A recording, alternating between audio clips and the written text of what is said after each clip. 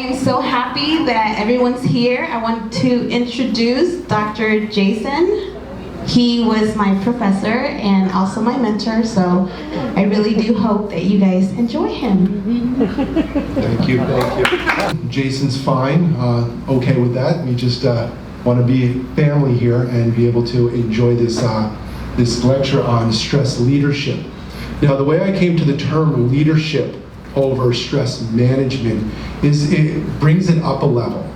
That word management means that, okay, we're just going to manage the status quo and we're going to keep things going as they're going as I manage it.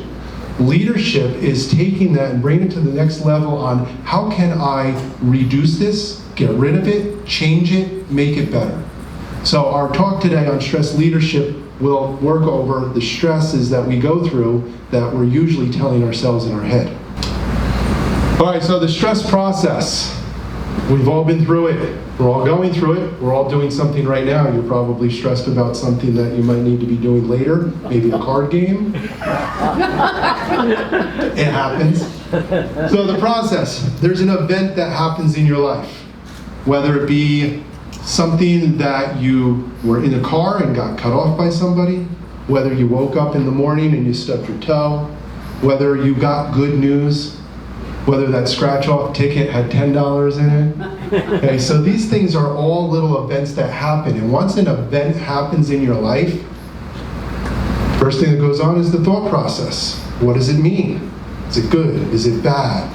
So as we go through those thoughts in our head, we try to make decisions on how we should respond to this.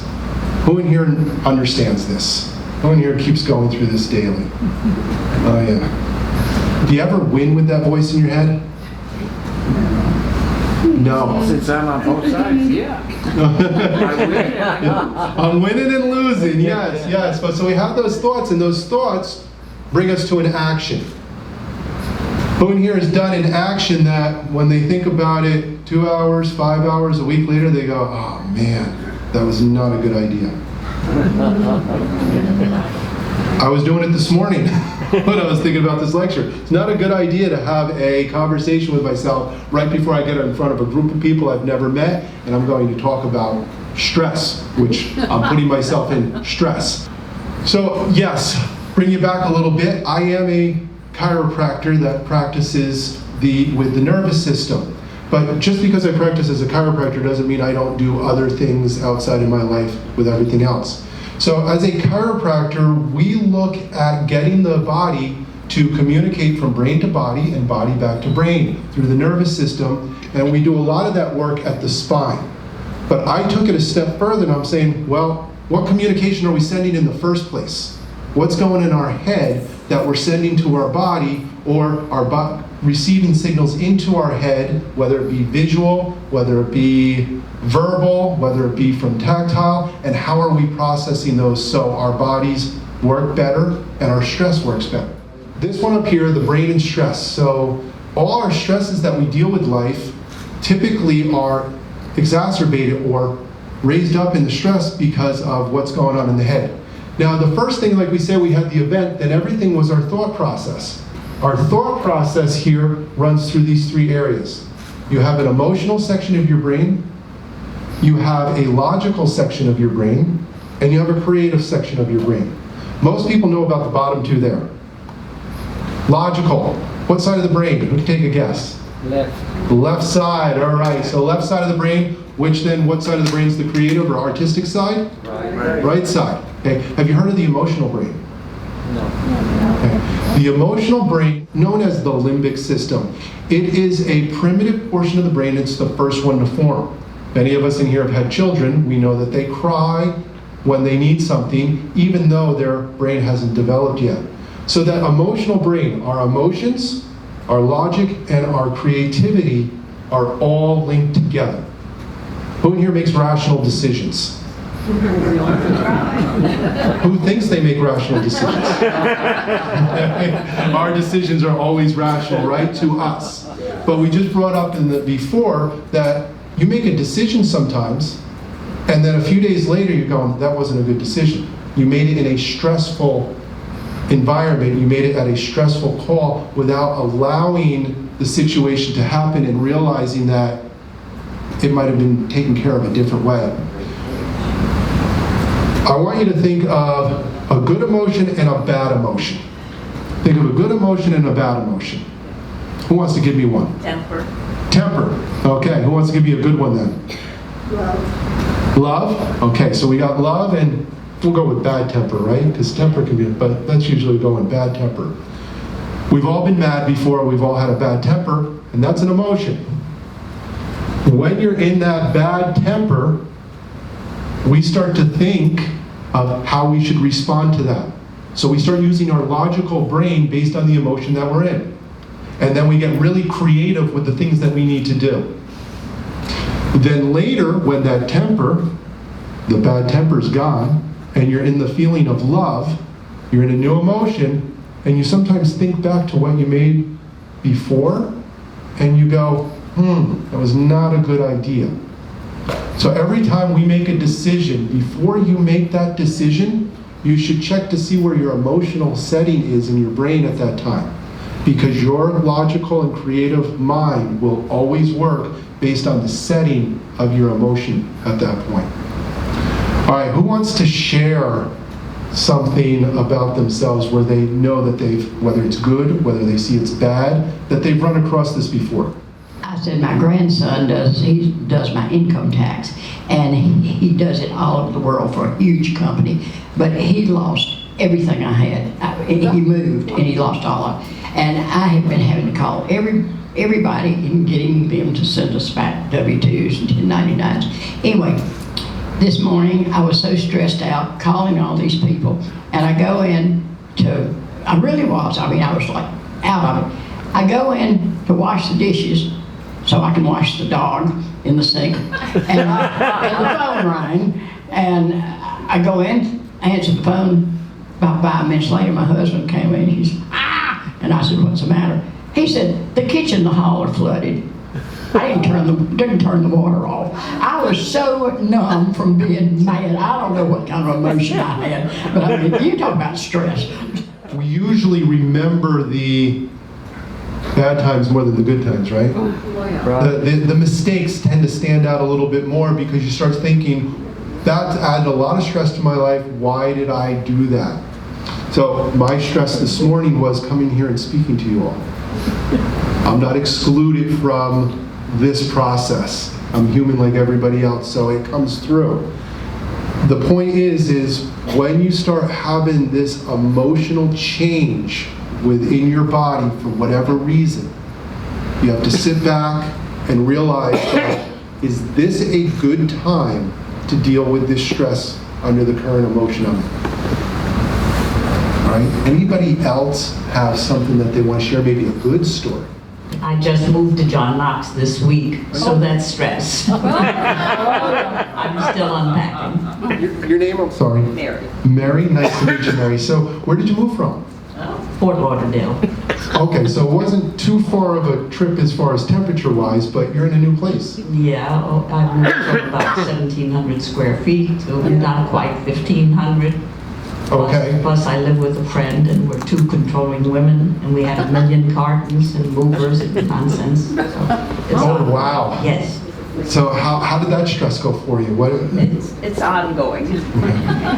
What would you have changed so far?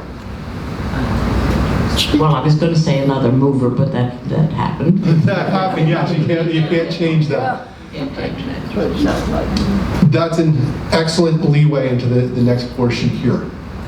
When you make a bad decision, when you make a good decision, and you start thinking later on, maybe I shouldn't have said that, maybe I shouldn't have done that, maybe I should have made a better decision, can you go back and change it? No, I know I can't. I've tried. It doesn't work. You can't go back and change it. Does anybody in here ever constantly play over in their head for days on something that they did a few days ago and should have corrected? Yes. Yeah? You want to share? No. Okay, that's fine. At least I asked. So, is it something recent? All the time. It's all the time? So techniques. let's go over some techniques that you can do or employ immediately to be able to start helping you out with this. Good emotions can also lead to these same problems, where you make decisions when you're really happy, and then when you come back to normal level, you're like, oh, I spent too much money. You know that? I've done that. I shouldn't have bought that. Oh, it was probably not a good idea.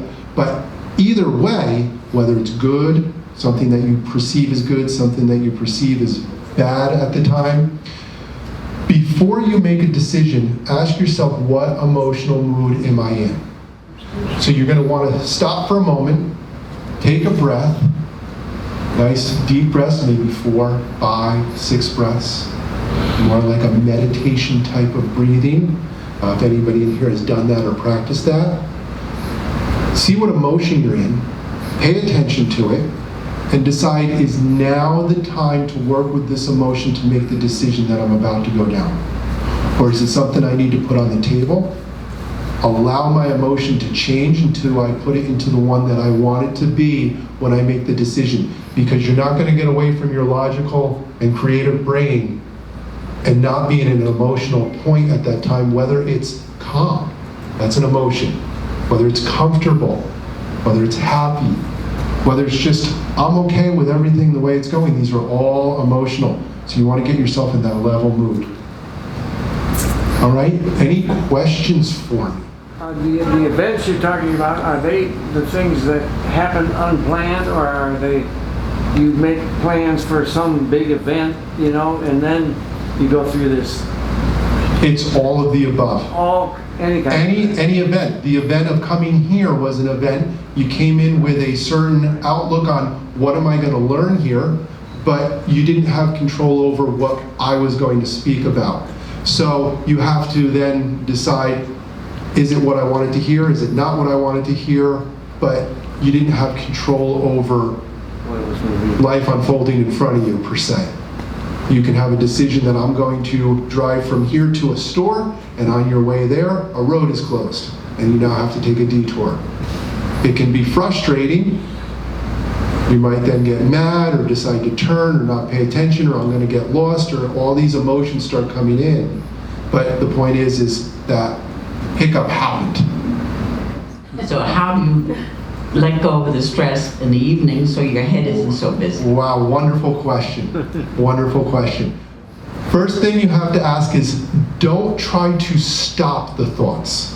You don't have control over that. Your brain is an organ, just like your heart is an organ, just like your legs and muscles in there have organs, just like you have a liver.